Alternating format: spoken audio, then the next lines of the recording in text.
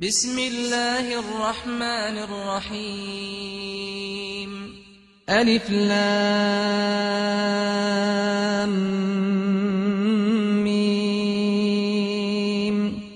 ذلك الكتاب لا ريب فيه هدى للمتقين الذين يؤمنون بالغيب ويقيمون الصلاة ومما رزقناهم ينفقون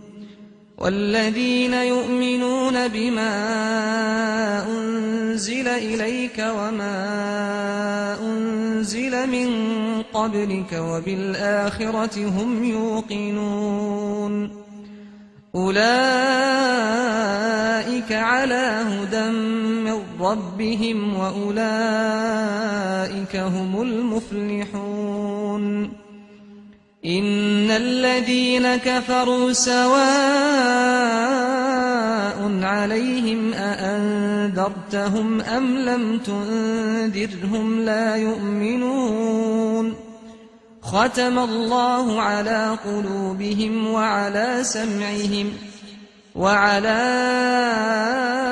أبصارهم غشاوة ولهم عذاب عظيم ومن الناس من يقول آمنا بالله وباليوم الآخر وما هم بمؤمنين يخادعون الله والذين آمنوا وما يخدعون إلا أنفسهم وما يشعرون في قلوبهم مرض فزادهم الله مرضا ولهم عذاب أليم بما كانوا يكذبون وإذا قيل لهم لا تفسدوا في الأرض قالوا إنما نحن مصلحون ألا إنهم هم المفسدون ولكن لا يشعرون وإذا قيل لهم آمنوا كما آمن الناس قالوا أنؤمن كما آمن السفهاء ألا إنهم هم السفهاء ولكن لا يعلمون وإذا لقوا الذين آمنوا قالوا آمنا وإذا خلوا إلى شياطينهم قالوا إنا معكم إنما نحن مستهزئون الله يستهزئ بهم ويمدهم في طغيانهم يعمهون أولئك الذين اشتروا الضلالة بالهدى فما ربحت تجارتهم وما كانوا مهتدين مثلهم كمثل الذي استوقد نارا فلما أضاءت ما حوله ذهب الله بنورهم وتركهم في ظلمات لا يبصرون صم بكم عمي فهم لا يرجعون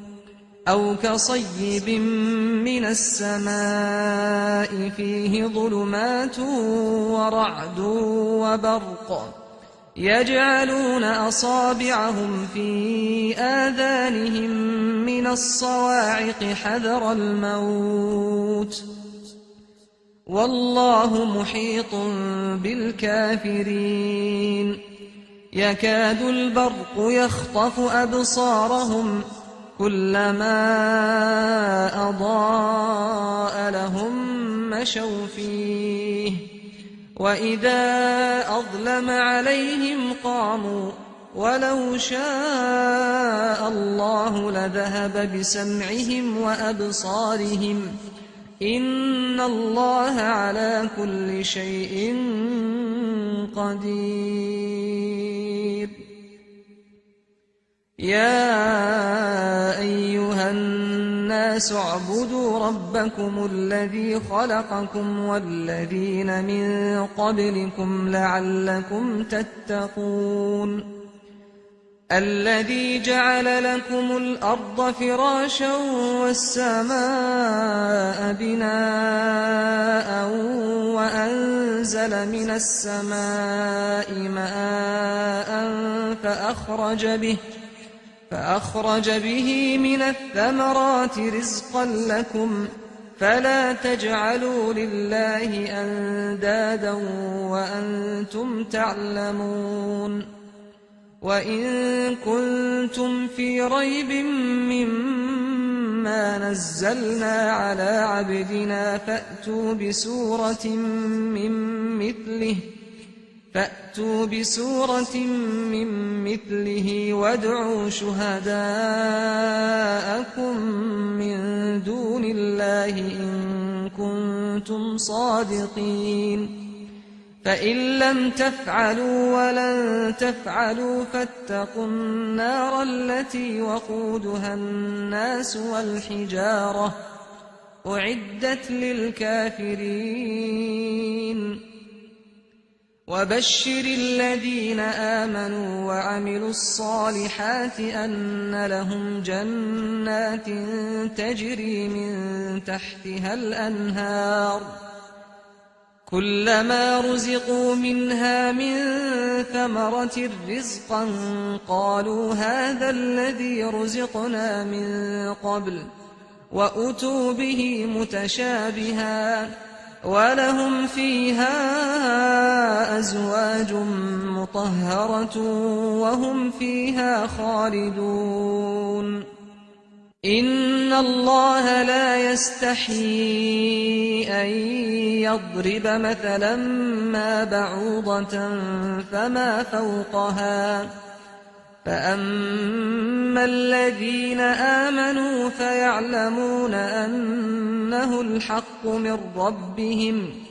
وأما الذين كفروا فيقولون ماذا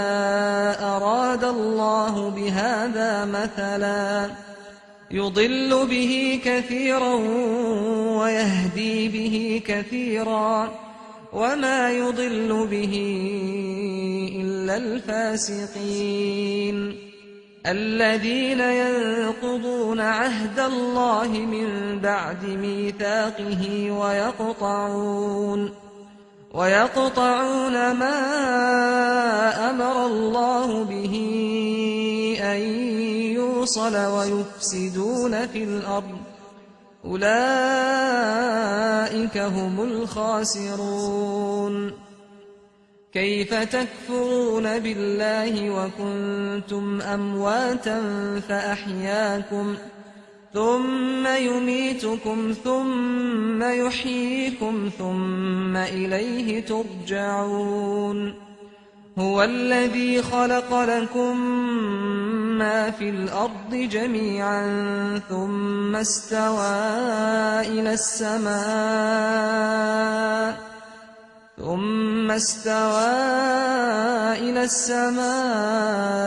فسواهن 7 سماوات وهو بكل شيء عليم وإذ قال ربك للملائكة إني جاعل في الأرض خليفة قالوا أتجعل فيها من يفسد فيها ويسفك الدماء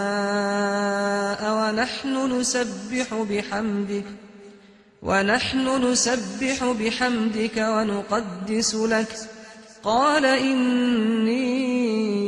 أعلم ما لا تعلمون وعلم آدم الأسماء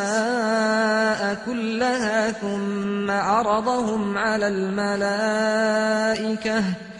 فقال أنبئوني بأسماء هؤلاء إن كنتم صادقين قالوا سبحانك لا علم لنا إلا ما علمتنا إنك أنت العليم الحكيم قال يا آدم أنبئهم بأسمائهم فلما أنبأهم بأسمائهم قال ألم أقل لكم إني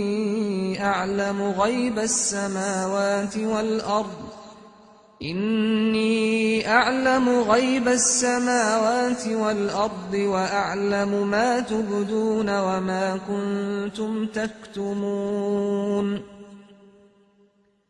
وإذ قلنا للملائكة اسجدوا لآدم فسجدوا إلا إبليس أبى واستكبر وكان من الكافرين وقلنا يا آدم اسكن أنت وزوجك الجنة وكلا منها رغدا حيث شئتما ولا تقربا هذه الشجرة فتكونا من الظالمين فأزلهما الشيطان عنها فأخرجهما مما كانا فيه وقلنا اهبطوا بعضكم لبعض عدو ولكم في الأرض مستقر ومتاع إلى حين فتلقى آدم من ربه كلمات فتاب عليه إنه هو التواب الرحيم قلنا اهبطوا منها جميعا فإما يأتينكم مني هدى فمن تبع هداي فلا خوف عليهم ولا هم يحزنون والذين كفروا وكذبوا بآياتنا أولئك أصحاب النار هم فيها خالدون يا بني إسرائيل اذكروا نعمتي التي أنعمت عليكم وأوفوا بعهدي أوف بعهدكم وإياي فارهبون وآمنوا بما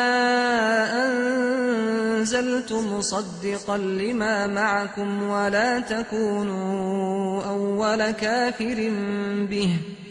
ولا تشتروا بآياتي ثمنا قليلا وإياي فاتقون ولا تلبسوا الحق بالباطل وتكتموا الحق وأنتم تعلمون وأقيموا الصلاة وآتوا الزكاة واركعوا مع الراكعين أتأمرون الناس بالبر وتنسون أنفسكم وأنتم تتلون الكتاب أفلا تعقلون واستعينوا بالصبر والصلاة وإنها لكبيرة إلا على الخاشعين الذين يظنون أنهم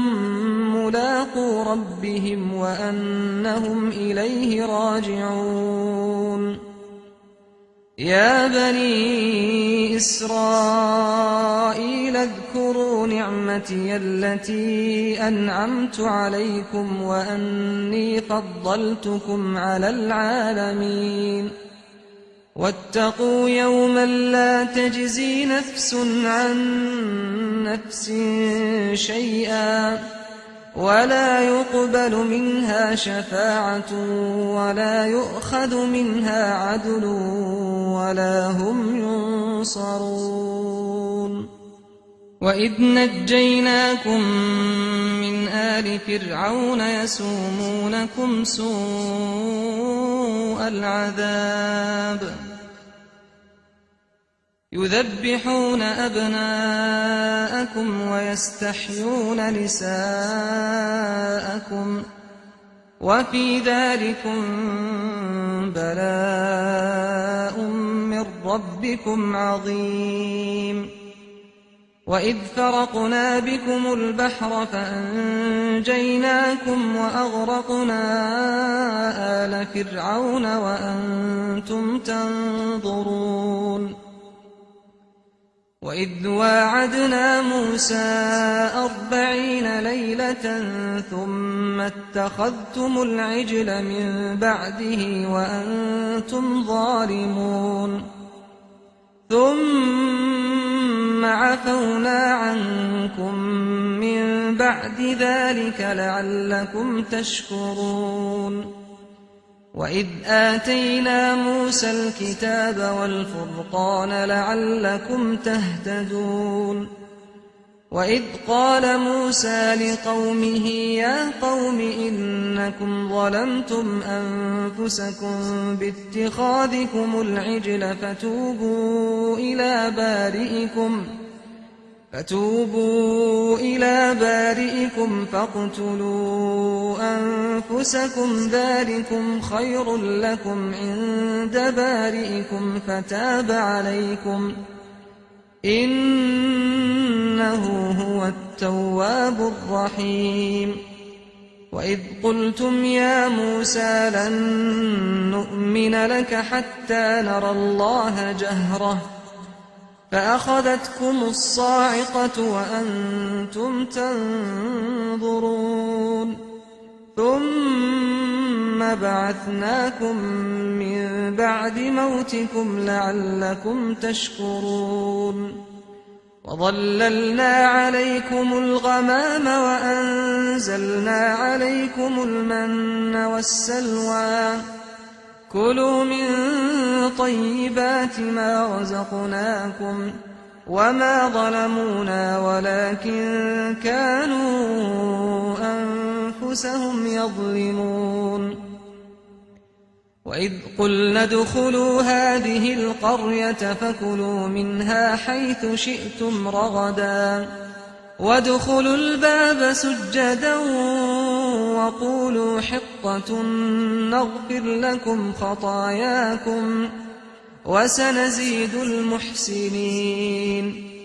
فبدل الذين ظلموا قولا غير الذي قيل لهم فأنزلنا على الذين ظلموا رجزا من السماء بما كانوا يفسقون وإذ استسقى موسى لقومه فقلنا اضرب بعصاك الحجر فانفجرت منه 12 عينا قد علم كل أناس مشربهم كلوا واشربوا من رزق الله ولا تعثوا في الأرض مفسدين وإذ قلتم يا موسى لن نصبر على طعام واحد فادع لنا ربك يخرج لنا مما تنبت الأرض من بقلها وقثائها وفومها وعدسها وبصلها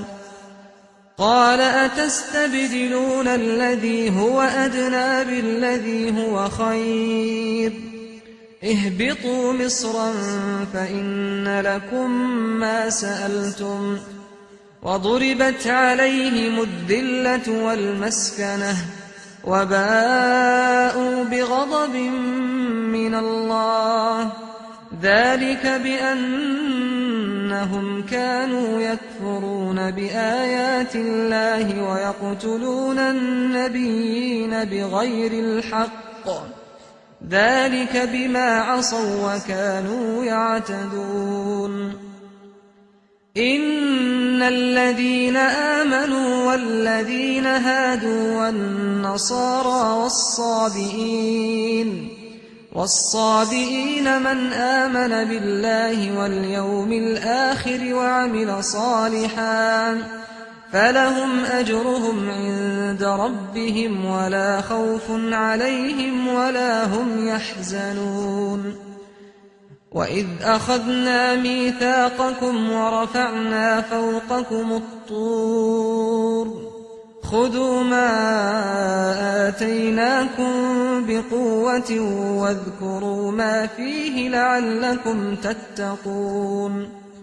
ثم توليتم من بعد ذلك فلولا فضل الله عليكم ورحمته لكنتم من الخاسرين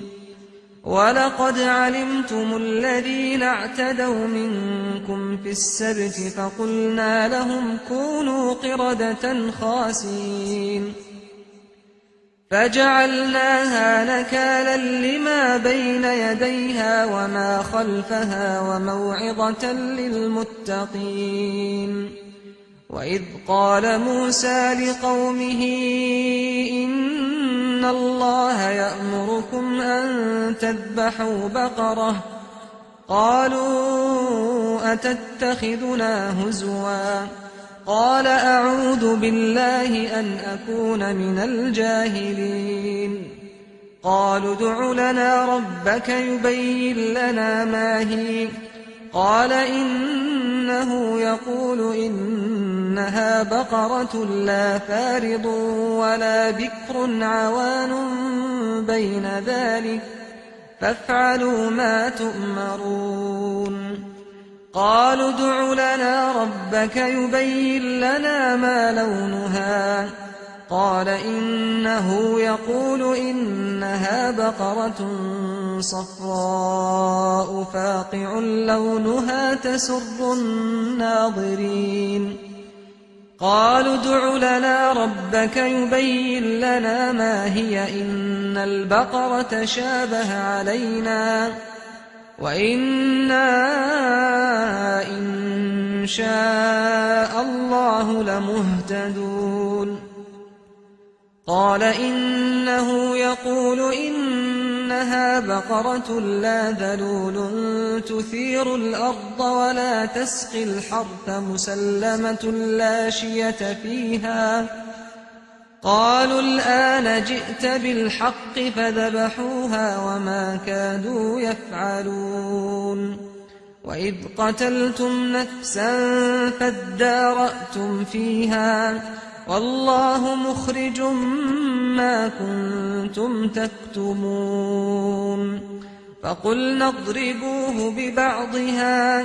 كذلك يحيي الله الموتى ويريكم آياته لعلكم تعقلون ثم قست قلوبكم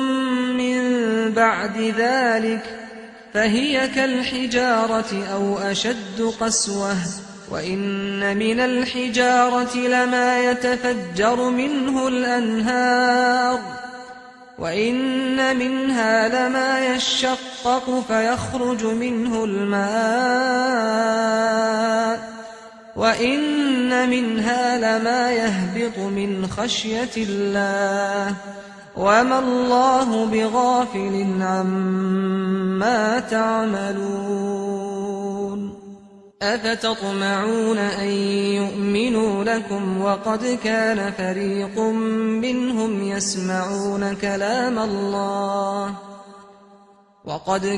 فريق منهم يسمعون كلام الله ثم يحرفونه من بعد ما عقلوه وهم يعلمون وإذا لقوا الذين آمنوا قالوا آمنا وإذا خلا بعضهم إلى بعض قالوا أتحدثونهم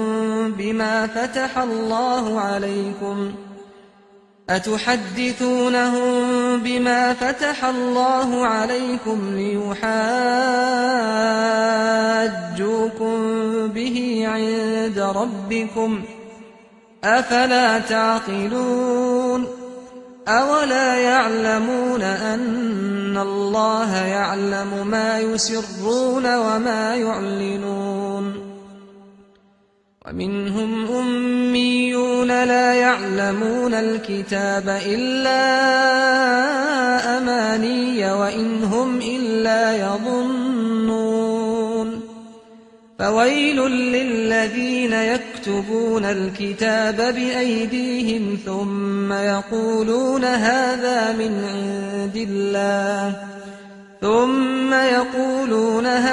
من عند الله ليشتروا به ثمنا قليلا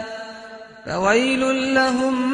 مما كتبت أيديهم وويل لهم مما يكسبون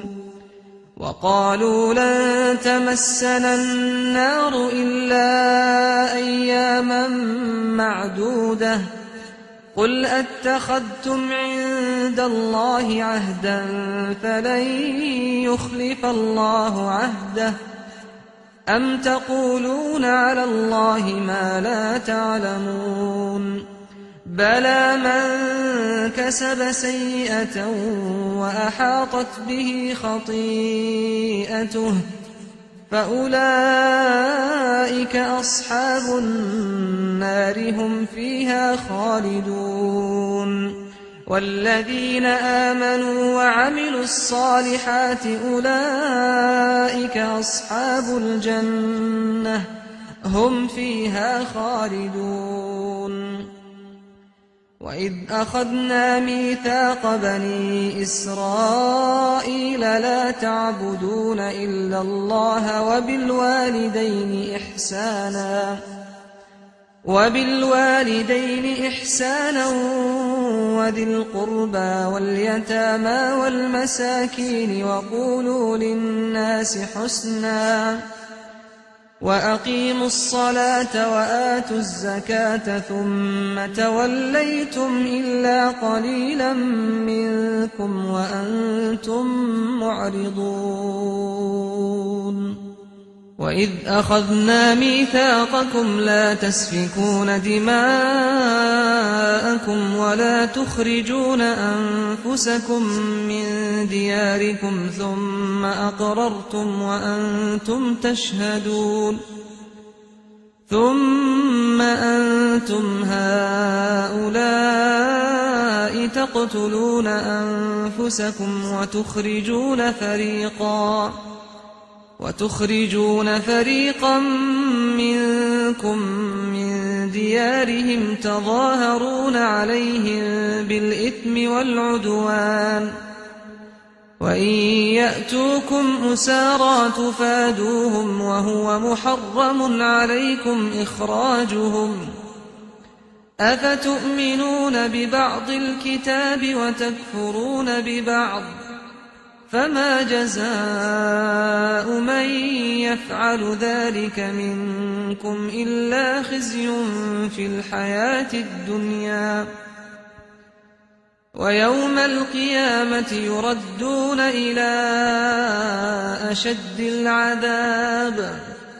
وما الله بغافل عما تعملون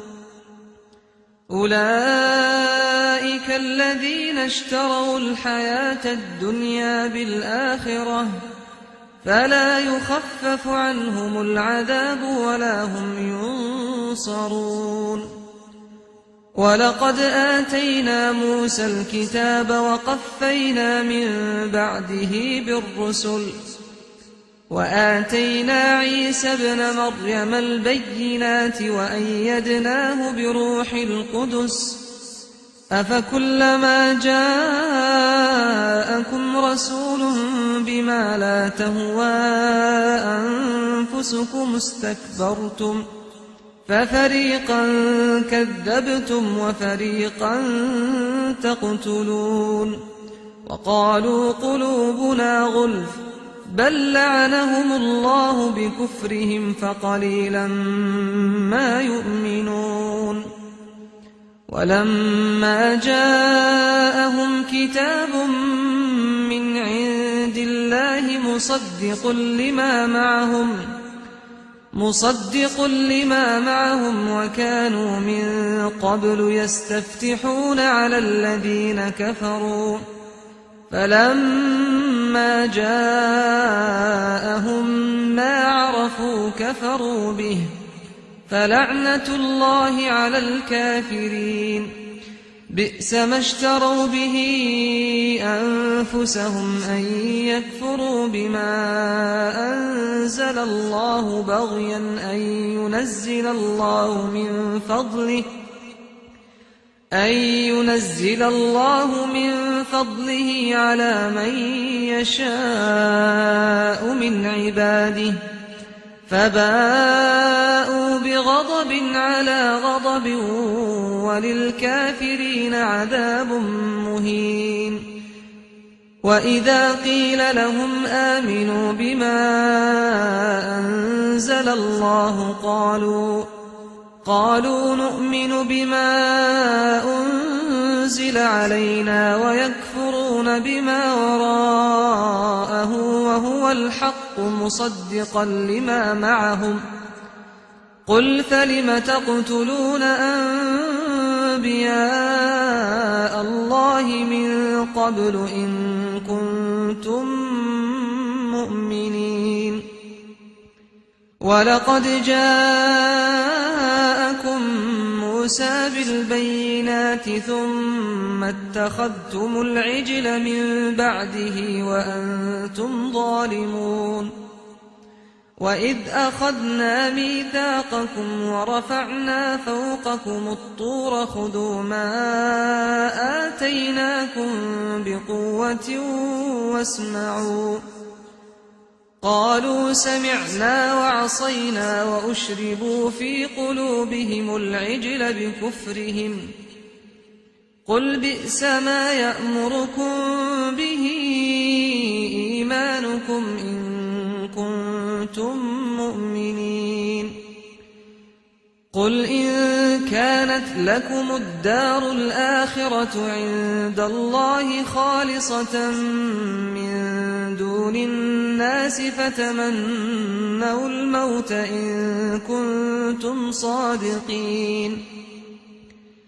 ولن يتمنوه أبدا بما قدمت أيديهم والله عليم بالظالمين ولتجدنهم أحرص الناس على حياة ومن الذين أشركوا يود أحدهم لو يعمر 1000 سنة وما هو بمزحزحه من العذاب أن يعمر والله بصير بما يعملون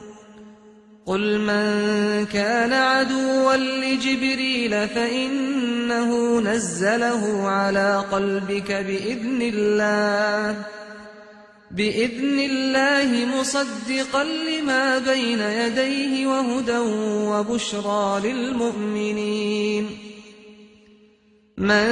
كان عدوا لله وملائكته ورسله وجبريل وميكال فإن الله عدو للكافرين ولقد أنزلنا إليك آيات بينات وما يكفر بها إلا الفاسقون أوكلما عاهدوا عهدا نبذه فريق منهم بل أكثرهم لا يؤمنون ولما جاءهم رسول من عند الله مصدق لما معهم نبذ فريق من الذين أوتوا الكتاب كتاب الله وراء ظهورهم كأنهم لا يعلمون واتبعوا ما تتلو الشياطين على ملك سليمان وما كفر سليمان ولكن الشياطين كفروا يعلمون الناس السحر وما أنزل على الملكين ببابل هاروت وماروت وما يعلمان من أحد حتى يقولا إنما نحن فتنة فلا تكفر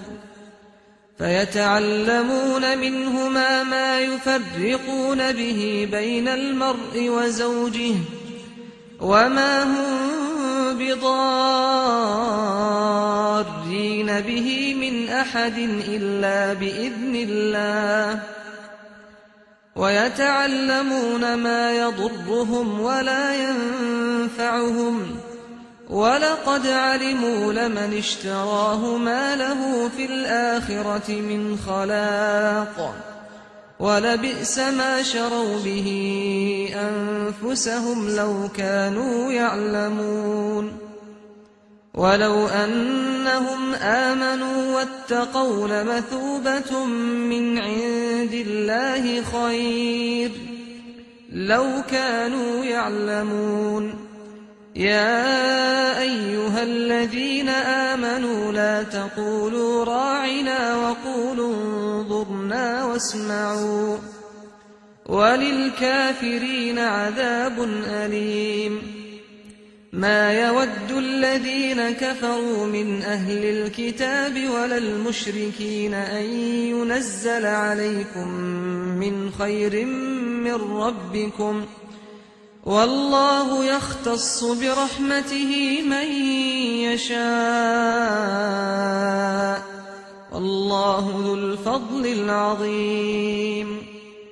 ما ننسخ من آية أو ننسها نأت بخير منها أو مثلها ألم تعلم أن الله على كل شيء قدير ألم تعلم أن الله له ملك السماوات والأرض وما لكم من دون الله من ولي ولا نصير أم تريدون أن تسألوا رسولكم كما سئل موسى من قبل ومن يتبدل الكفر بالإيمان فقد ضل سواء السبيل ود كثير من أهل الكتاب لو يردونكم من بعد إيمانكم كفارا حسدا من عند أنفسهم من بعد ما تبين لهم الحق فاعفوا واصفحوا حتى يأتي الله بأمره إن الله على كل شيء قدير وأقيموا الصلاة وآتوا الزكاة وما تقدموا لأنفسكم من خير تجدوه عند الله إن الله بما تعملون بصير وقالوا لن يدخل الجنة إلا من كان هودا أو نصارى تلك أمانيهم قل هاتوا برهانكم إن كنتم صادقين بلى من أسلم وجهه لله وهو محسن فله أجره عند ربه ولا خوف عليهم ولا هم يحزنون وقالت اليهود ليست النصارى على شيء وقالت النصارى ليست اليهود على شيء وهم يتلون الكتاب كذلك قال الذين لا يعلمون مثل قولهم فالله يحكم بينهم يوم القيامة فيما كانوا فيه يختلفون ومن أظلم ممن منع مساجد الله أن يذكر فيها اسمه وسعى في خرابها أولئك أولئك ما كان لهم أن يدخلوها إلا خائفين لهم في الدنيا خزي ولهم في الآخرة عذاب عظيم ولله المشرق والمغرب فأينما تولوا فثم وجه الله إن الله واسع عليم وقالوا اتخذ الله ولدا سبحانه بل له ما في السماوات والأرض كل له قانتون بديع السماوات والأرض وإذا قضى أمرا فإنما يقول له كن فيكون وقال الذين لا يعلمون لولا يكلمنا الله أو تأتينا آية كذلك قال الذين من قبلهم مثل قولهم تشابهت قلوبهم قد بينا الآيات لقوم يوقنون إنا أرسلناك بالحق بشيرا ونذيرا ولا تسأل عن أصحاب الجحيم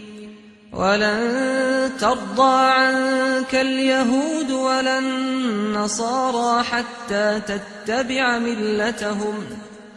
قل إن هدى الله هو الهدى ولئن اتبعت أهواءهم بعد الذي جاءك من العلم ما لك من الله من ولي ولا نصير الذين آتيناهم الكتاب يتلونه حق تلاوته أولئك يؤمنون به ومن يكفر به فأولئك هم الخاسرون يا بني إسرائيل اذكروا نعمتي التي أنعمت عليكم وأني فضلتكم على العالمين واتقوا يوما لا تجزي نفس عن نفس شيئا ولا يقبل منها عدل ولا تنفعها شفاعة ولا هم ينصرون وإذ ابتلى إبراهيم ربه بكلمات فأتمهن قال إني جاعلك للناس إماما قال ومن ذريتي قال لا ينال عهد الظالمين وإذ جعلنا البيت مثابة للناس وأمنا واتخذوا من مقام إبراهيم مصلى وعهدنا إلى إبراهيم وإسماعيل أن طهرا بيتي للطائفين والعاكفين والركع السجود وإذ قال إبراهيم رب اجعل هذا بلدا آمنا وارزق أهله من الثمرات من آمن منهم بالله واليوم الآخر قال ومن كفر فأمتعه قليلا ثم أضطره إلى عذاب النار وبئس المصير وإذ يرفع إبراهيم القواعد من البيت وإسماعيل ربنا تقبل منا إنك أنت السميع العليم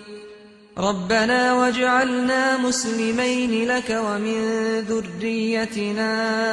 أمة مسلمة لك وأرنا مناسكنا إنك أنت التواب الرحيم ربنا وابعث فيهم رسولا منهم يتلو عليهم آياتك ويعلمهم الكتاب والحكمة ويزكيهم إنك أنت العزيز الحكيم ومن يرغب عن ملة إبراهيم إلا من سفه نفسه ولقد اصطفيناه في الدنيا وإنه في الآخرة لمن الصالحين إذ قال له ربه أسلم قال أسلمت لرب العالمين ووصى بها إبراهيم بنيه ويعقوب يا بني إن الله اصطفى لكم الدين فلا تموتن إلا وأنتم مسلمون أم كنتم شهداء إذ حضر يعقوب الموت إذ قال لبنيه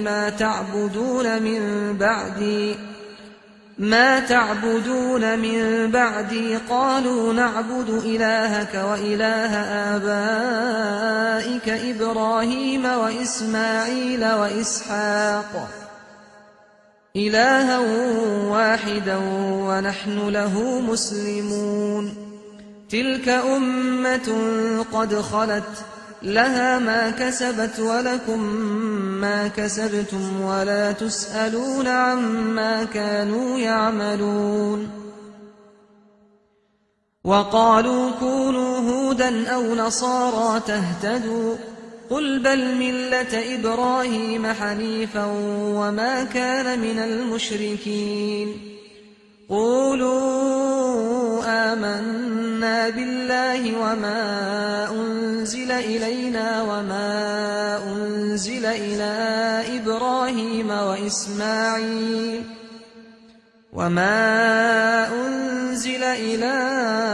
إبراهيم وإسماعيل وإسحاق ويعقوب والأسباط وما أوتي موسى وعيسى وما أوتي النبيون من ربهم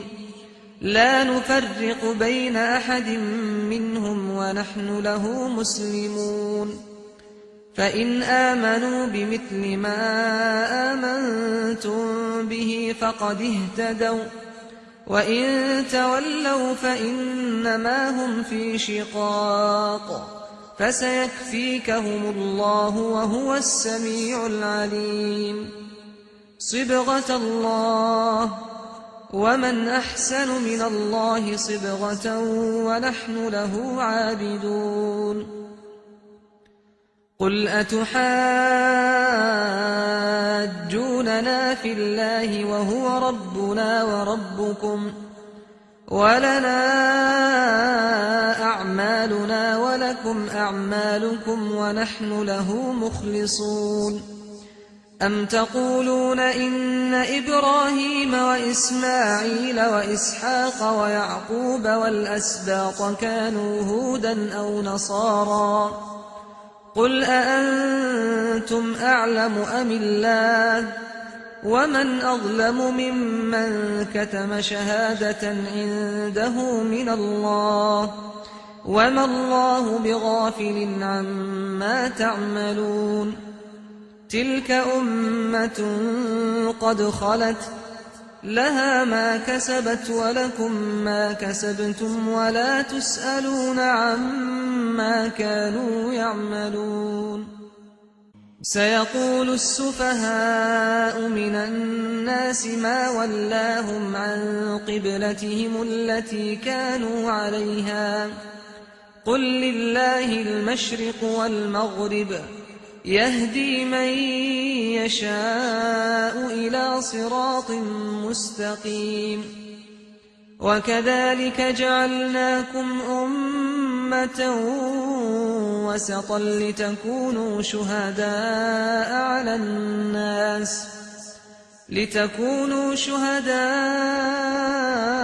على الناس ويكون الرسول عليكم شهيدا وما جعلنا القبلة التي كنت عليها إلا لنعلم من يتبع الرسول ممن ينقلب على عقبيه وإن كانت لكبيرة إلا على الذين هدى الله وما كان الله ليضيع إيمانكم إن الله بالناس لرءوف رحيم قد نرى تقلب وجهك في السماء فلنولينك قبلة ترضاها فول وجهك شطر المسجد الحرام وحيث ما كنتم فولوا وجوهكم شطره وإن الذين أوتوا الكتاب ليعلمون أنه الحق من ربهم وما الله بغافل عما يعملون ولئن أتيت الذين أوتوا الكتاب بكل آية ما تبعوا قبلتك وما أنت بتابع قبلتهم وما بعضهم بتابع قبلة بعض ولئن اتبعت أهواءهم من بعد ما جاءك من العلم إنك إذا لمن الظالمين الذين آتيناهم الكتاب يعرفونه كما يعرفون أبناءهم وإن فريقا منهم ليكتمون الحق وهم يعلمون الحق من ربك فلا تكونن من الممترين ولكل وجهة هو موليها فاستبقوا الخيرات أينما تكونوا يأت بكم الله جميعا إن الله على كل شيء قدير ومن حيث خرجت فول وجهك شطر المسجد الحرام وإنه للحق من ربك وما الله بغافل عما تعملون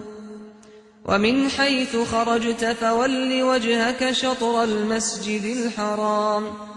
وحيث ما كنتم فولوا وجوهكم شطره لئلا يكون للناس عليكم حجة إلا الذين ظلموا منهم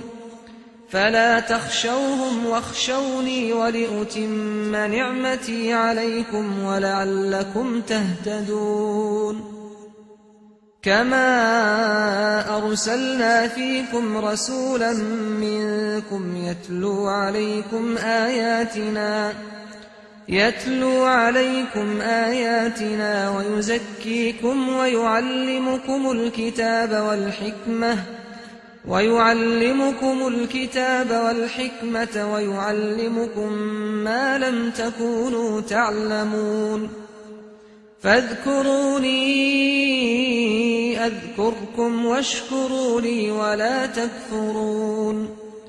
يا أيها الذين آمنوا استعينوا بالصبر والصلاة إن الله مع الصابرين ولا تقولوا لمن يقتل في سبيل الله أموات بل أحياء ولكن لا تشعرون ولنبلونكم بشيء من الخوف والجوع ونقص من الأموال والأنفس والثمرات وبشر الصابرين الذين إذا أصابتهم مصيبة قالوا إنا لله وإنا إليه راجعون أولئك عليهم صلوات من ربهم ورحمة وأولئك هم المهتدون إن الصفا والمروة من شعائر الله فمن حج البيت أو اعتمر فلا جناح عليه أن يطوف بهما ومن تطوع خيرا فإن الله شاكر عليم إن الذين يكتمون ما أنزلنا من البينات والهدى من بعد ما بيناه للناس في الكتاب أولئك يلعنهم الله ويلعنهم اللاعنون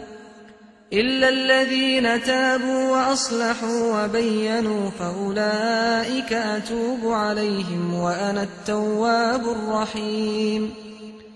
إن الذين كفروا وماتوا وهم كفار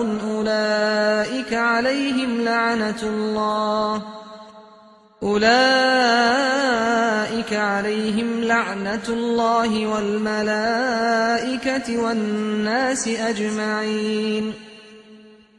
خالدين فيها لا يخفف عنهم العذاب ولا هم ينظرون وإلهكم إله واحد لا إله إلا هو الرحمن الرحيم إن في خلق السماوات والأرض واختلاف الليل والنهار والفلك التي تجري في البحر بما ينفع الناس وما أنزل الله من السماء من ماء فأحيا به الأرض بعد موتها وبث فيها من كل دابة وتصريف الرياح والسحاب المسخر بين السماء والأرض لآيات لقوم يعقلون ومن الناس من يتخذ من دون الله أندادا يحبونهم كحب الله والذين آمنوا أشد حبا لله ولو يرى الذين ظلموا إذ يرون العذاب أن القوة لله جميعا وأن الله شديد العذاب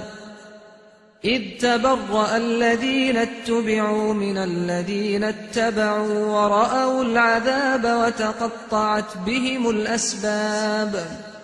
وقال الذين اتبعوا لو أن لنا كرة فنتبرأ منهم كما تبرأوا منا كذلك يريهم الله أعمالهم حسرات عليهم وما هم بخارجين من النار يا أيها الناس كلوا مما في الأرض حلالا طيبا ولا تتبعوا خطوات الشيطان إنه لكم عدو مبين إنما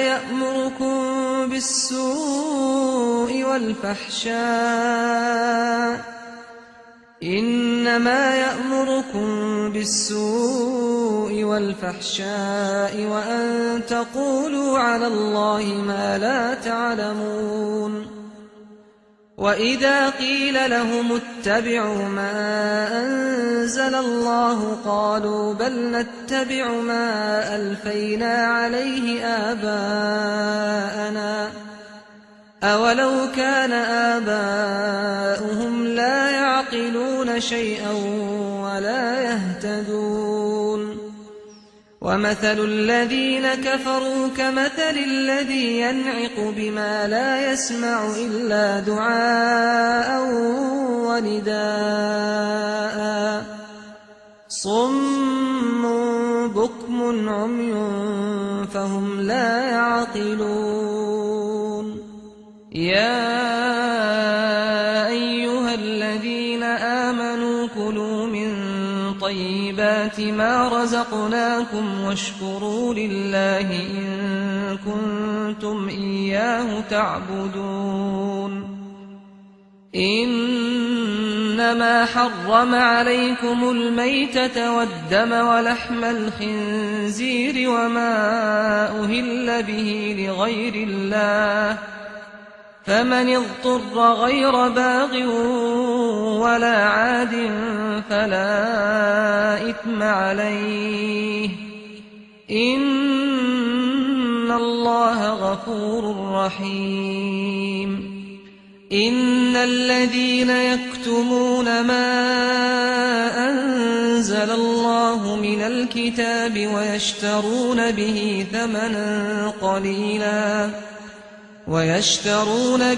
ثمنا قليلا أولئك ما يأكلون في بطونهم إلا النار ولا يكلمهم الله يوم القيامة ولا يزكيهم ولهم عذاب أليم أولئك الذين اشتروا الضلالة بالهدى والعذاب بالمغفرة فما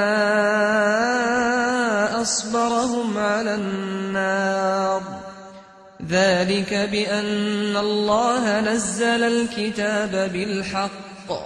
وإن الذين اختلفوا في الكتاب لفي شقاق بعيد ليس البر أن تولوا وجوهكم قبل المشرق والمغرب ولكن البر من آمن بالله واليوم الآخر والملائكة والكتاب والنبيين وآتى المال على حبه ذوي القربى واليتامى والمساكين وابن السبيل والسائلين وفي الرقاب وأقام الصلاة وآتى الزكاة والموفون بعهدهم إذا عاهدوا والصابرين في البأساء والضراء وحين البأس أولئك الذين صدقوا وأولئك هم المتقون يا أيها الذين آمنوا كتب عليكم القصاص في القتلى الحر بالحر والعبد بالعبد والأنثى بالأنثى فمن عفي له من أخيه شيء فاتباع بالمعروف وأداء إليه بإحسان ذلك تخفيف من ربكم ورحمة فمن اعتدى بعد ذلك فله عذاب أليم ولكم في القصاص حياة يا أولي الألباب لعلكم تتقون كتب عليكم إذا حضر أحدكم الموت إن ترك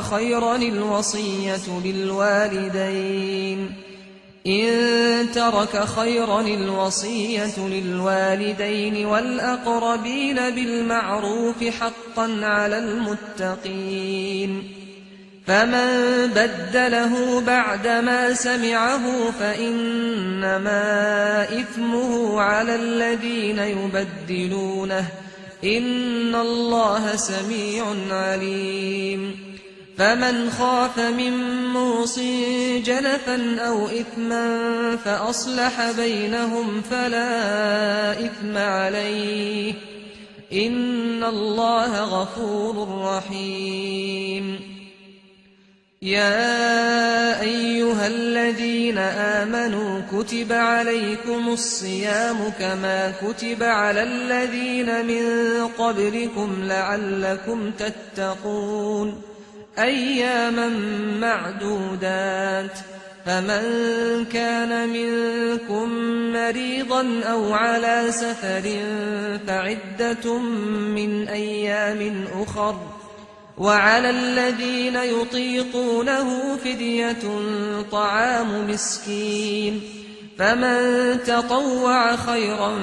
فهو خير له، وأن تصوموا خير لكم إن كنتم تعلمون.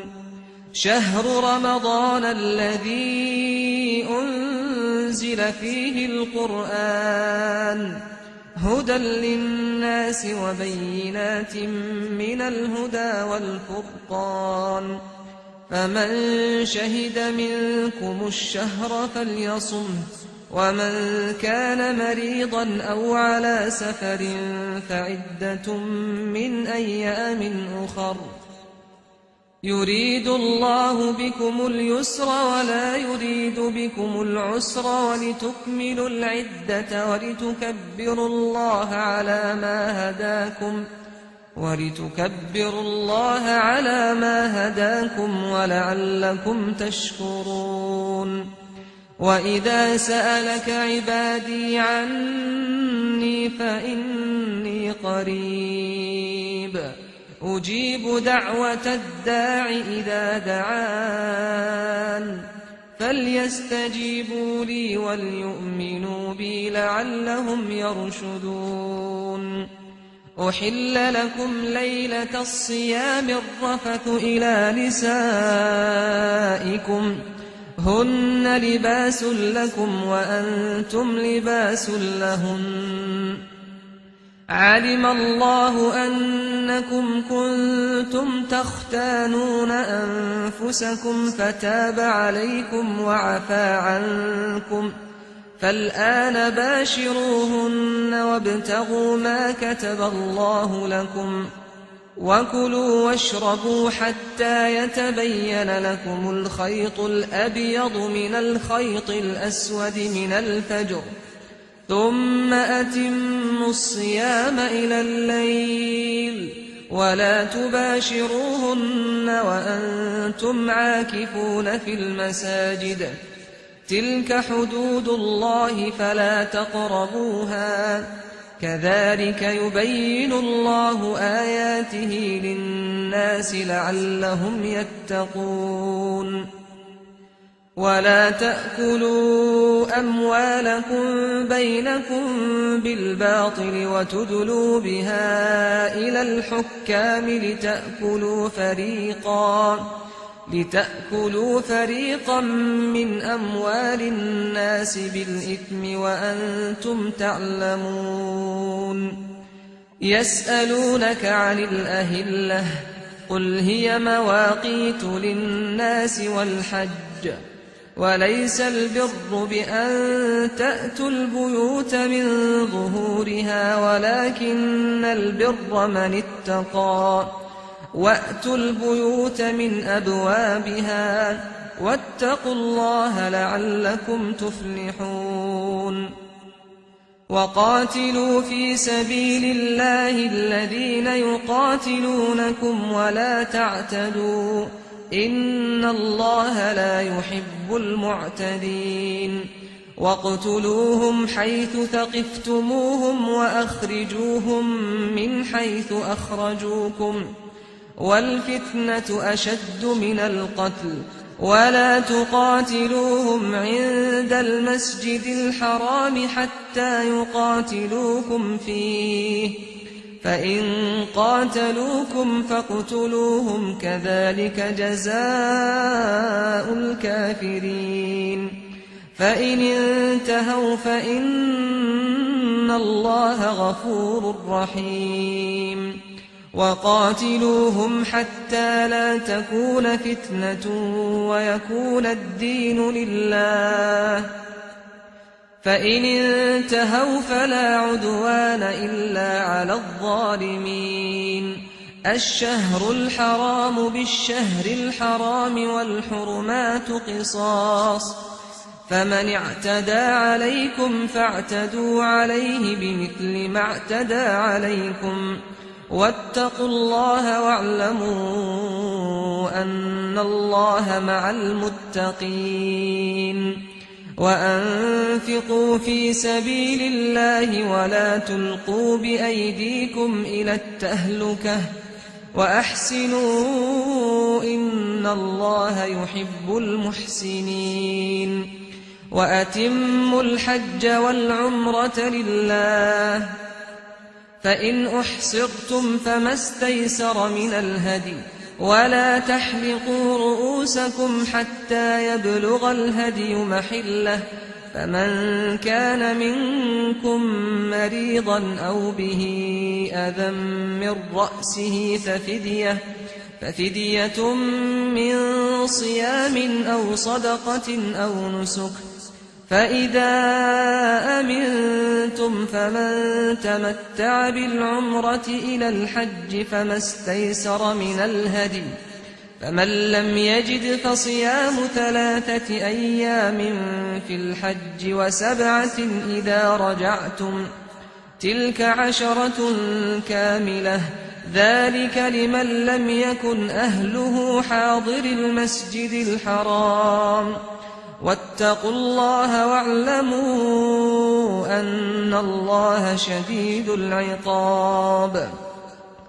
الحج أشهر معلومات فمن فرض فيهن الحج فلا رفث ولا فسوق ولا جدال في الحج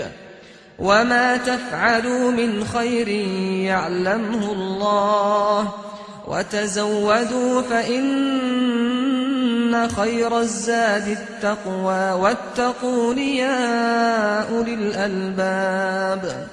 ليس عليكم جناح أن تبتغوا فضلا من ربكم فإذا أفضتم من عرفات فاذكروا الله عند المشعر الحرام واذكروه كما هداكم وإن كنتم من قبله لمن الضالين ثم أفيضوا من حيث أفاض الناس واستغفروا الله إن الله غفور رحيم فإذا قضيتم مناسككم فاذكروا الله كذكركم آباءكم أو أشد ذكرا فمن الناس من يقول ربنا آتنا في الدنيا وما له في الآخرة من خلاق ومنهم من يقول ربنا آتنا في الدنيا حسنة وفي الآخرة حسنة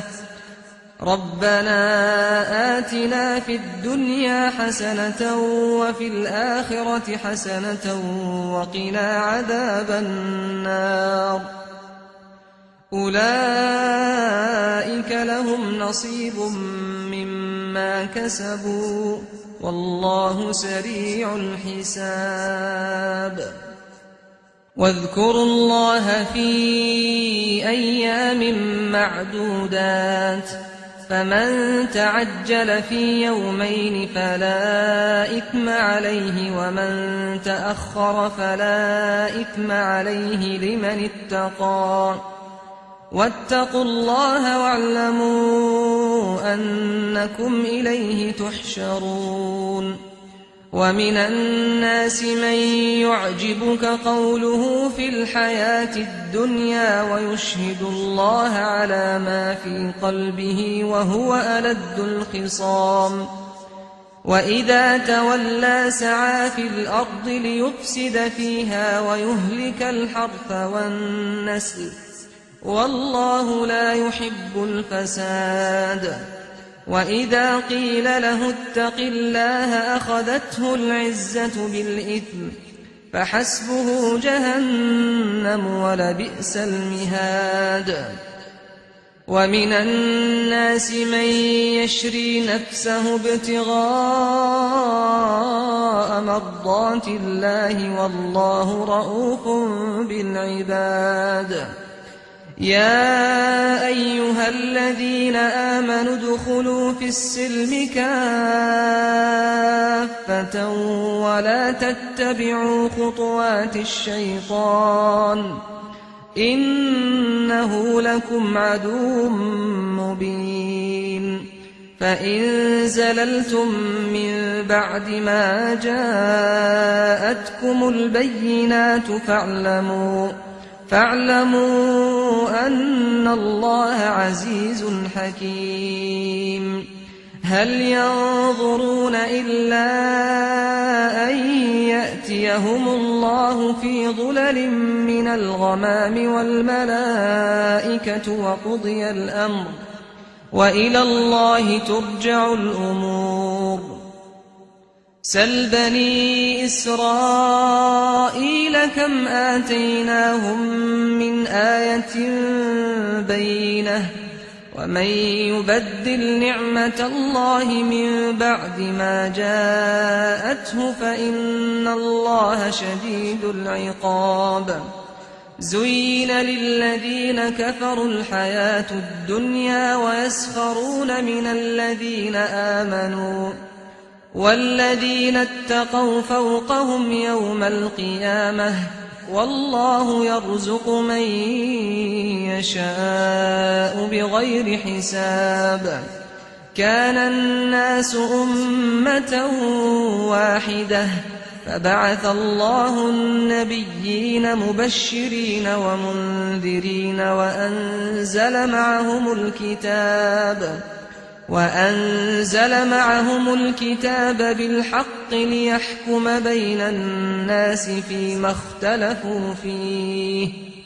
وما اختلف فيه إلا الذين أوتوه من بعد ما جاءتهم البينات بغيا بينهم فهدى الله الذين آمنوا لما اختلفوا فيه من الحق بإذنه والله يهدي من يشاء إلى صراط مستقيم أم حسبتم أن تدخلوا الجنة ولما يأتكم مثل الذين خلوا من قبلكم مستهم البأساء والضراء وزلزلوا حتى يقول الرسول والذين آمنوا معه متى نصر الله ألا إن نصر الله قريب يسألونك ماذا ينفقون قل ما أنفقتم من خير فللوالدين والأقربين واليتامى والمساكين وابن السبيل وما تفعلوا من خير فإن الله به عليم كتب عليكم القتال وهو كره لكم وعسى أن تكرهوا شيئا وهو خير لكم وعسى أن تحبوا شيئا وهو شر لكم والله يعلم وأنتم لا تعلمون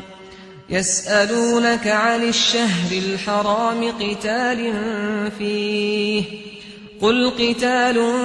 فيه كبير وصد عن سبيل الله وكفر به والمسجد الحرام وإخراج أهله منه أكبر عند الله والفتنة أكبر من القتل ولا يزالون يقاتلونكم حتى يردوكم عن دينكم إن استطاعوا ومن يرتد منكم عن دينه فيمت وهو كافر فأولئك حبطت أعمالهم في الدنيا والآخرة وأولئك أصحاب النار هم فيها خالدون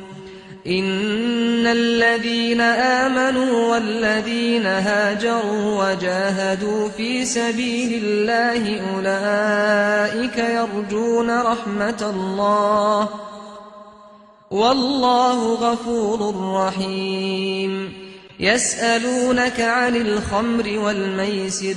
قل فيهما إثم كبير ومنافع للناس وإثمهما أكبر من نفعهما ويسألونك ماذا ينفقون قل العفو كذلك يبين الله لكم الآيات لعلكم تتفكرون في الدنيا والآخرة ويسألونك عن اليتامى قل إصلاح لهم خير وإن تخالطوهم فإخوانكم والله يعلم المفسد من المصلح ولو شاء الله لأعنتكم إن الله عزيز حكيم ولا تنكحوا المشركات حتى يؤمنوا ولأمة مؤمنة خير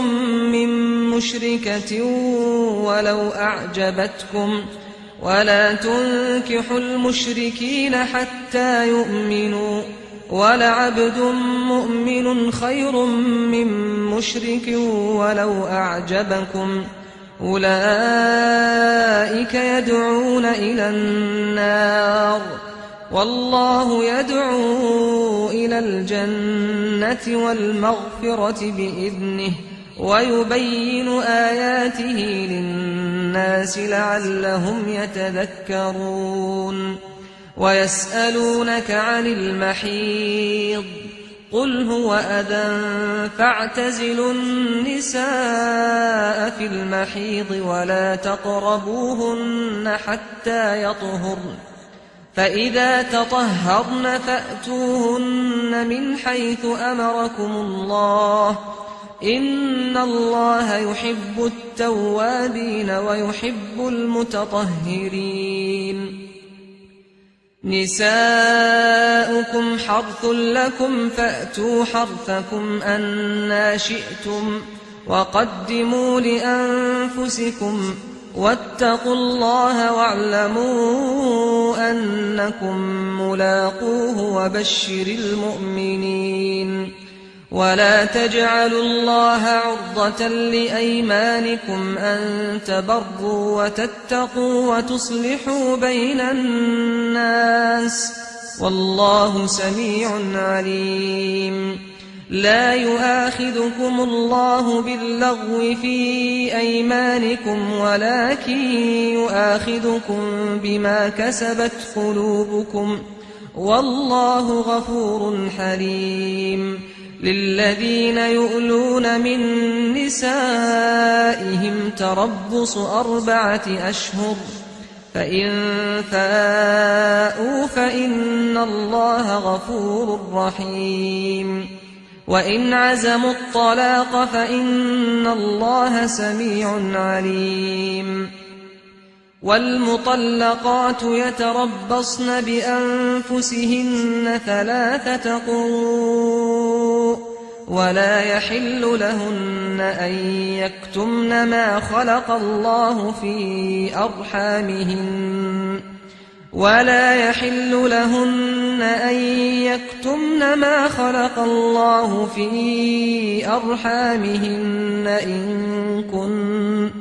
إن كن يؤمن بالله واليوم الآخر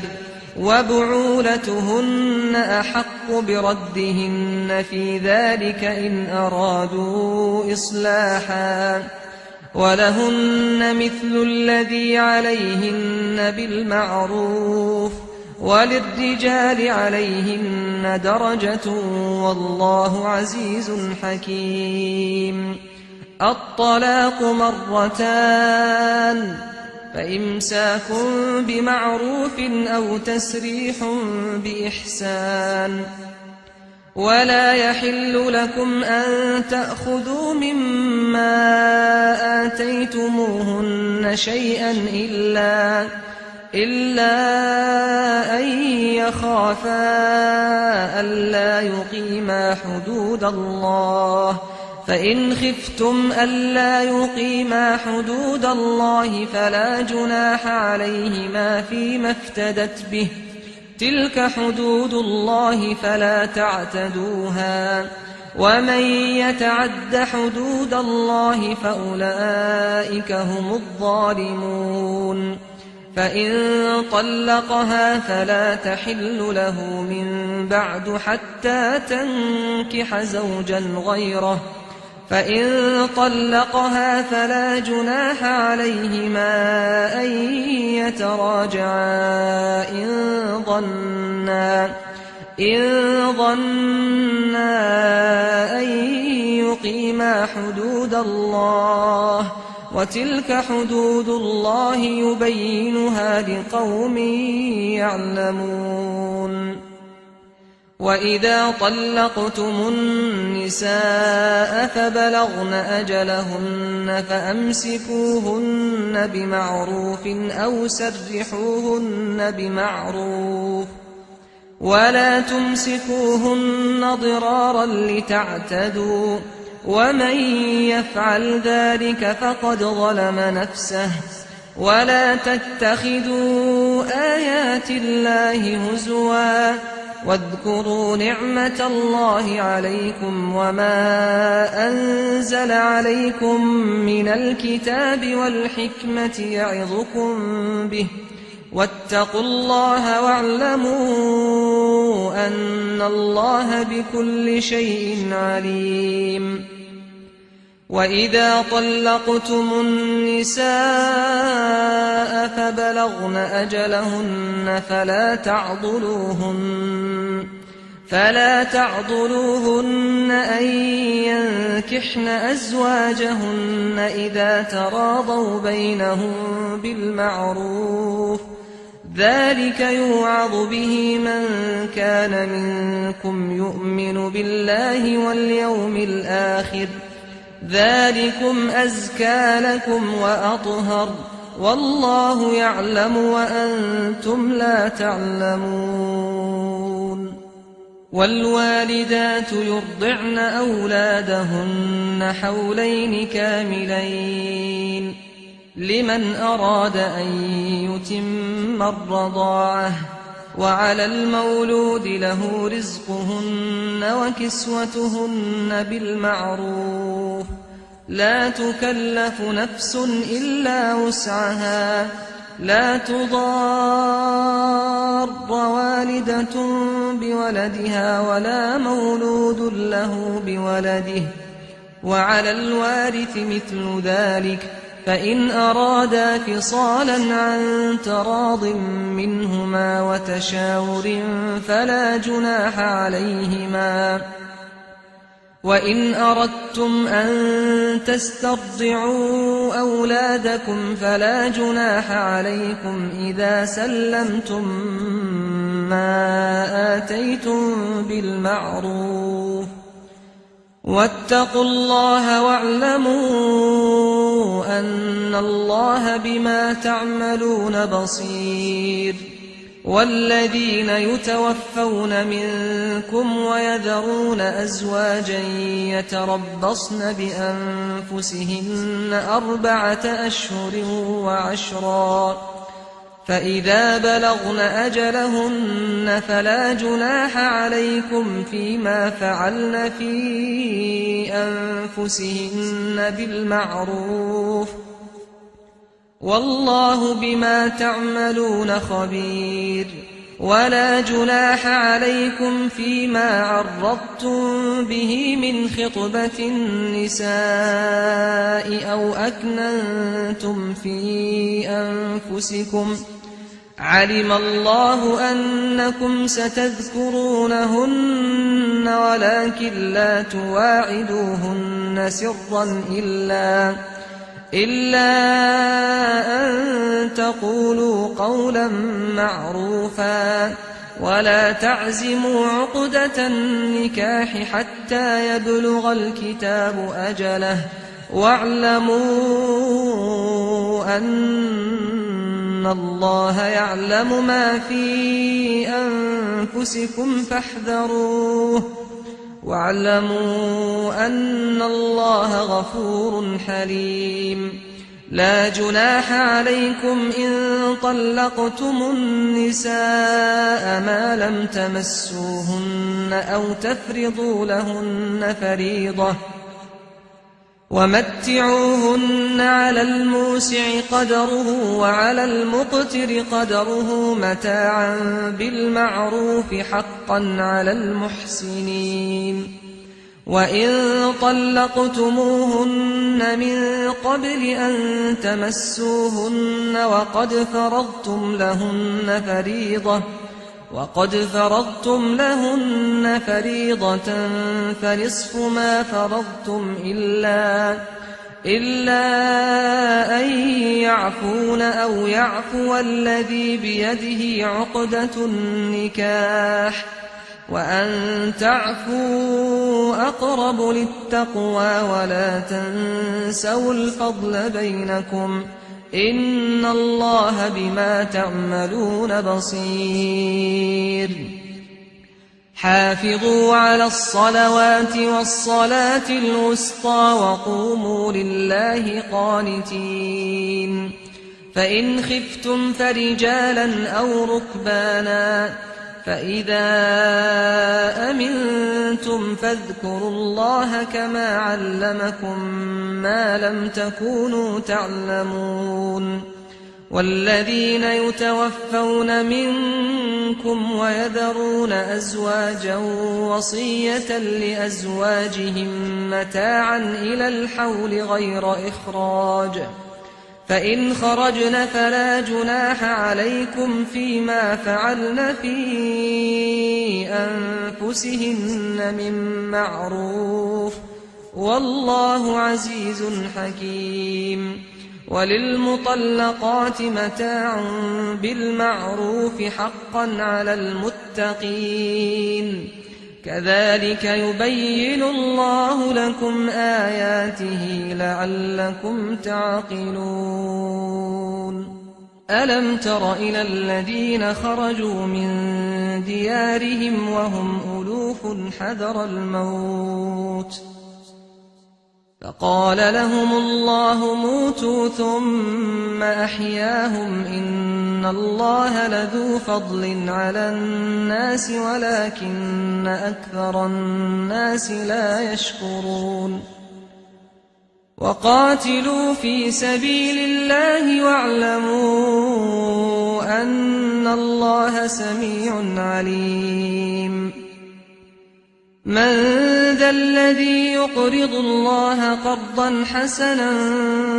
فيضاعفه له أضعافا كثيرة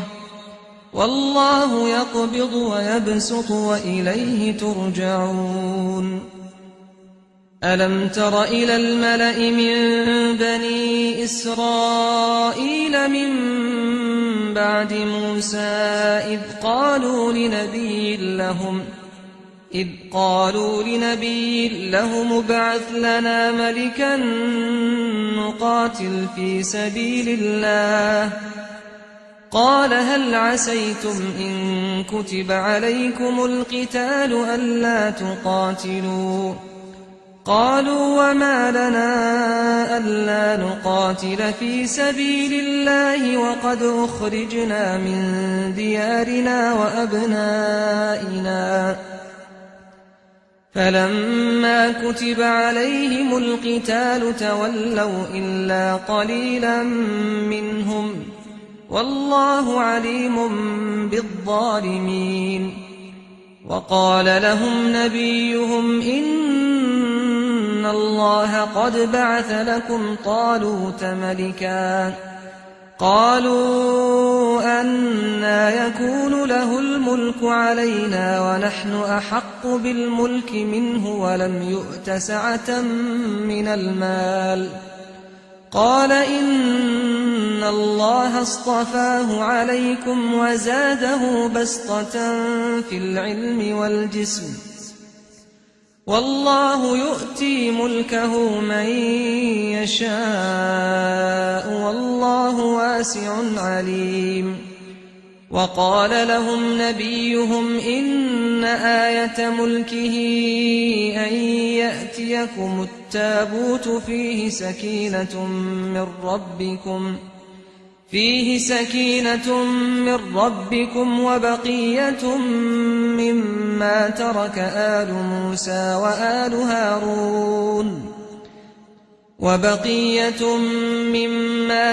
آل موسى وآل هارون تحمله الملائكة إن في ذلك لآية لكم إن كنتم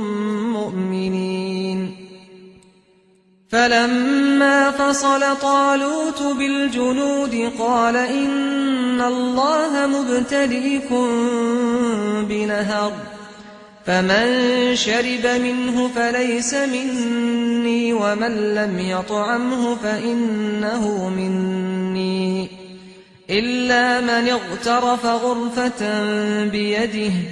فشربوا منه إلا قليلا منهم فلما جاوزه هو والذين آمنوا معه قالوا لا طاقة لنا اليوم بجالوت وجنوده. قال الذين يظنون أنهم ملاقو الله كم من فئة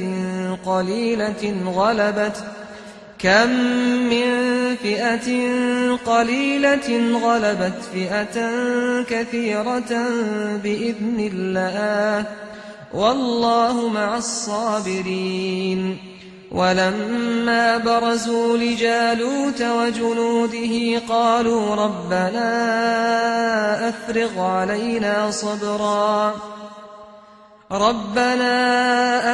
علينا صبرا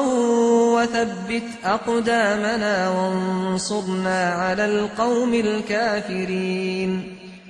فهزموهم بإذن الله وقتل داود جالوت وآتاه الله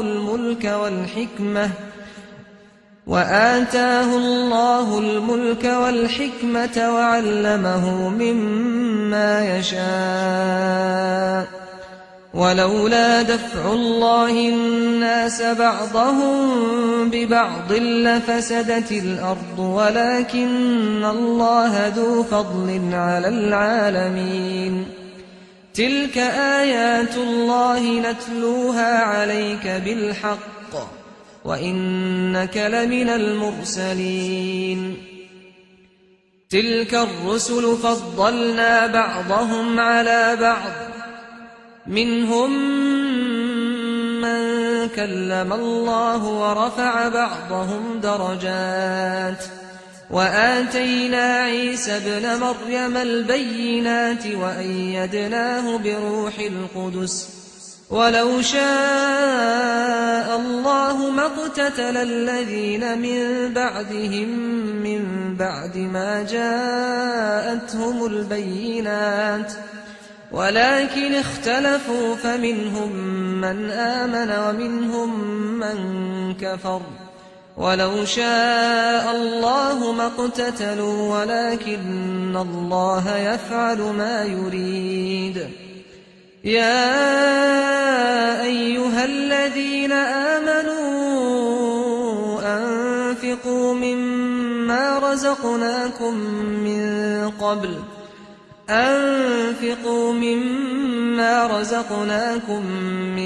قبل أن يأتي يوم لا بيع فيه ولا خلة ولا شفاعة والكافرون هم الظالمون.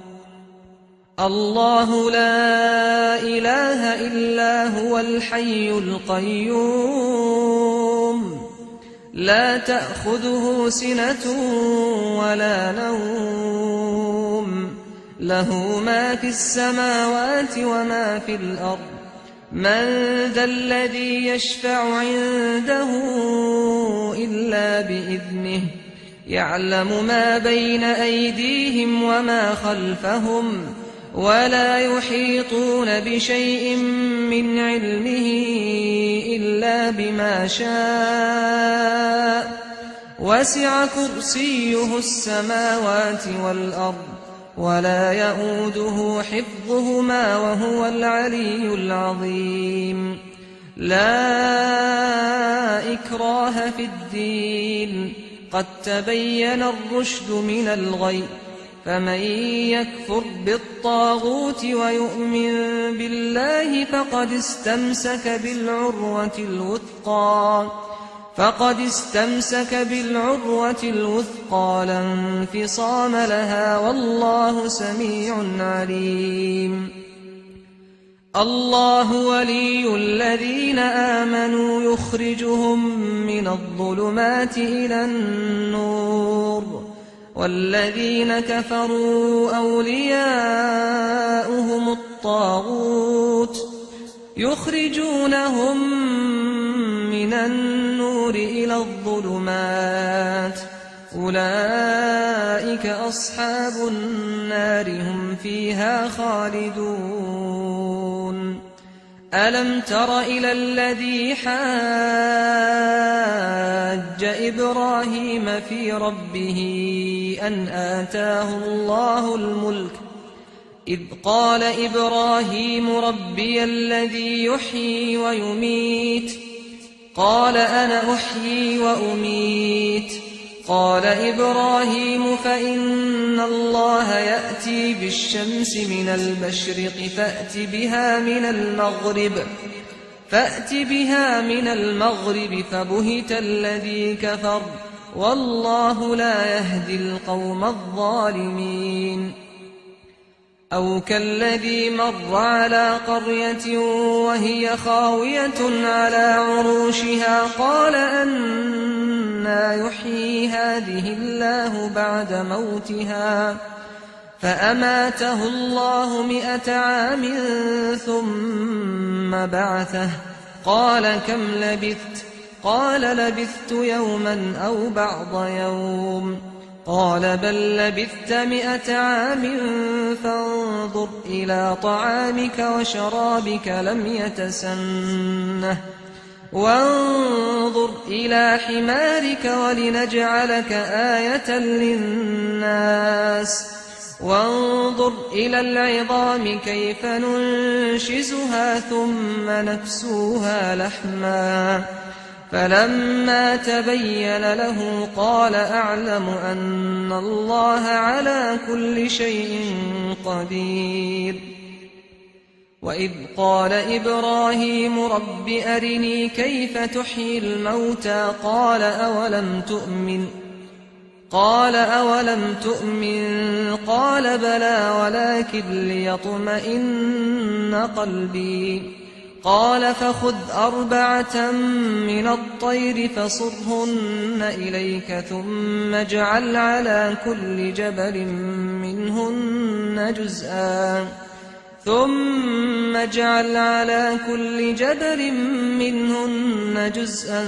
ثم ادعهن يأتينك سعيا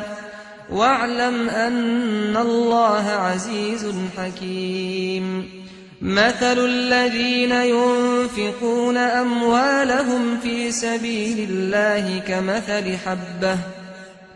كمثل حبة أنبتت 7 سنابل في كل سنبلة 100 حبة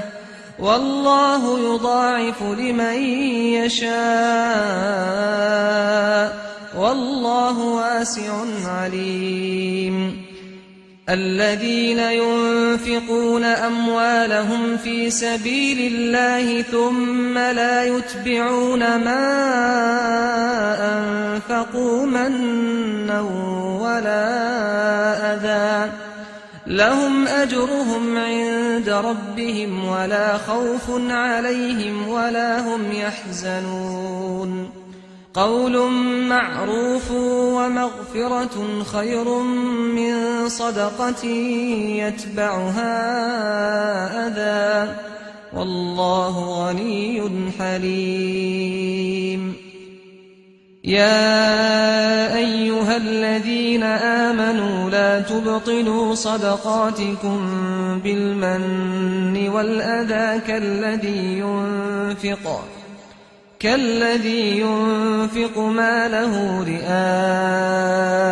الناس ولا يؤمن بالله واليوم الآخر فمثله كمثل صفوان عليه تراب فأصابه وابل فتركه صلدا لا يقدرون على شيء مما كسبوا والله لا يهدي القوم الكافرين ومثل الذين ينفقون أموالهم ابتغاء مرضات الله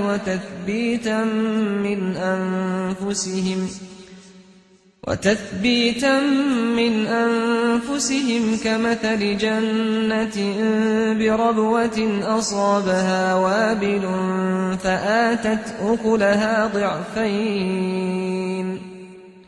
فآتت أكلها ضعفين فإن لم يصبها وابل فطل والله بما تعملون بصير أيود أحدكم أن تكون له جنة من نخيل وأعناب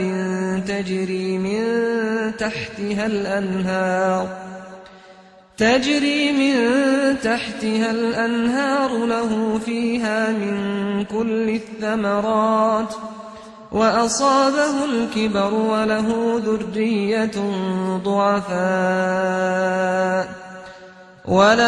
ذرية ضعفاء فأصابها إعصار فيه نار فاحترقت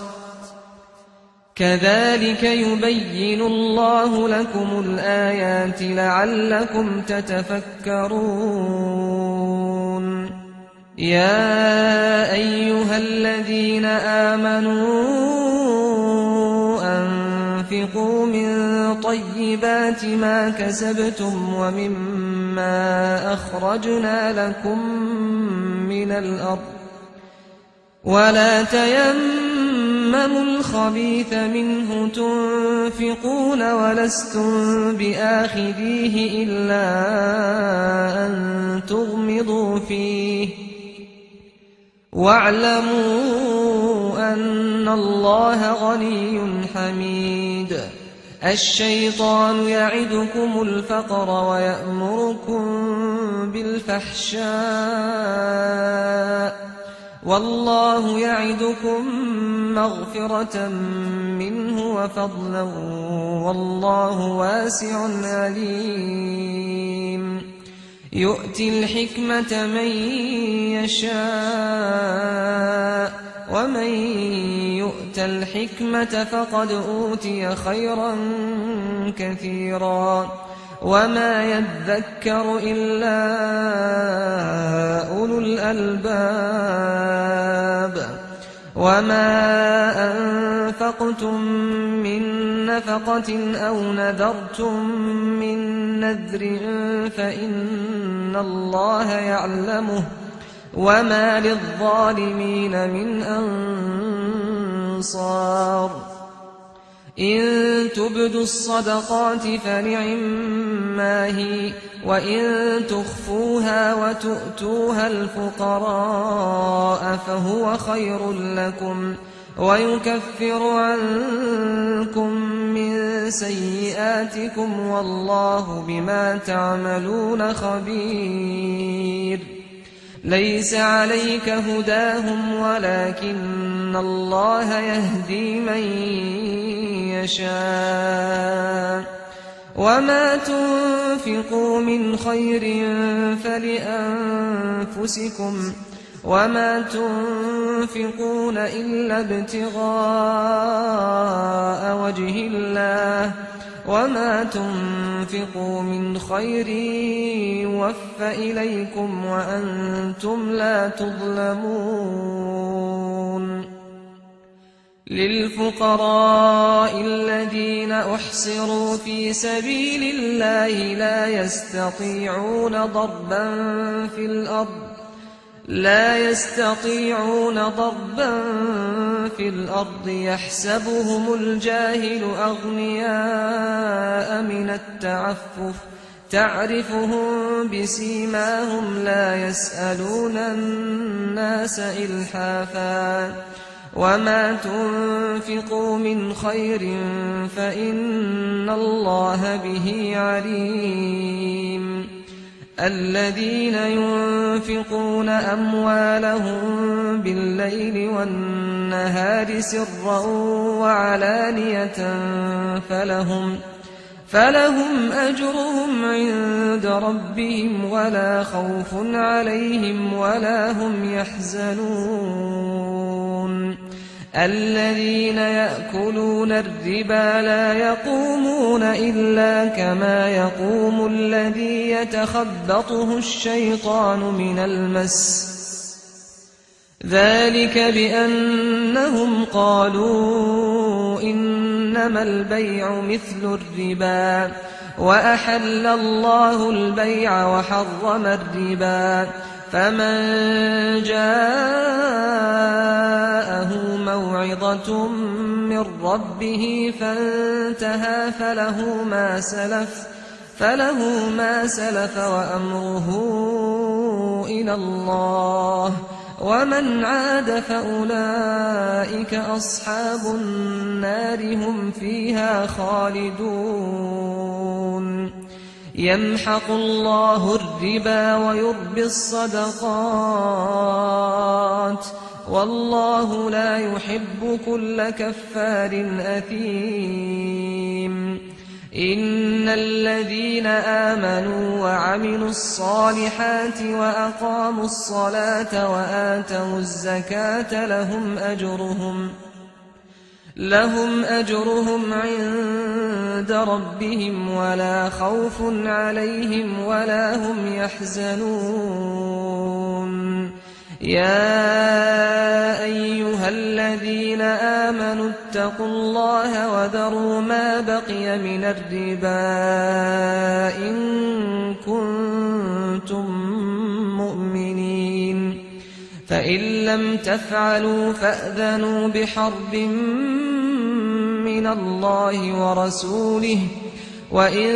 تبتم فلكم رؤوس أموالكم لا تظلمون ولا تظلمون وإن كان ذو عسرة فنظرة إلى ميسرة وأن تصدقوا خير لكم إن كنتم تعلمون واتقوا يوما ترجعون فيه إلى الله ثم توفى كل نفس ما كسبت وهم لا يظلمون يا أيها الذين آمنوا إذا تداينتم بدين إلى أجل مسمى فاكتبوه وليكتب بينكم كاتب بالعدل ولا يأب كاتب أن يكتب كما علمه الله فليكتب وليملل الذي عليه الحق وليتق الله ربه ولا يبخس منه شيئا فإن كان الذي عليه الحق سفيها أو ضعيفا أو لا يستطيع أن يمل هو فليملل وليه بالعدل واستشهدوا شهيدين من رجالكم فإن لم يكونا رجلين فرجل وامرأتان ممن ترضون من الشهداء أن تضل إحداهما فتذكر إحداهما الأخرى ولا يأبى الشهداء إذا ما دعوا ولا تسأموا أن تكتبوه صغيرا أو كبيرا إلى أجله ذلكم أقسط عند الله وأقوم للشهادة وأدنى ألا ترتابوا إلا أن تكون تجارة حاضرة تديرونها بينكم فليس عليكم جناح ألا تكتبوها وأشهدوا إذا تبايعتم ولا يضار كاتب ولا شهيد وإن تفعلوا فإنه فسوق بكم واتقوا الله ويعلمكم الله والله بكل شيء عليم وإن كنتم على سفر ولم تجدوا كاتبا فرهان مقبوضة فإن أمن بعضكم بعضا فليؤد الذي اؤتمن أمانته وليتق الله ربه ولا تكتموا الشهادة ومن يكتمها فإنه آثم قلبه والله بما تعملون عليم لله ما في السماوات وما في الأرض وإن تبدوا ما في أنفسكم أو تخفوه يحاسبكم به الله فيغفر لمن يشاء ويعذب من يشاء والله على كل شيء قدير آمن الرسول بما أنزل إليه من ربه والمؤمنون كل آمن بالله وملائكته وكتبه ورسله لا نفرق بين أحد من رسله وقالوا سمعنا وأطعنا غفرانك ربنا وإليك المصير لا يكلف الله نفسا إلا وسعها لها ما كسبت وعليها ما اكتسبت ربنا لا تؤاخذنا إن نسينا أو أخطأنا ربنا ولا تحمل علينا إصرا كما حملته على الذين من قبلنا ربنا ولا تحملنا ما لا طاقة لنا به واعف عنا واغفر لنا وارحمنا أنت مولانا فانصرنا على القوم الكافرين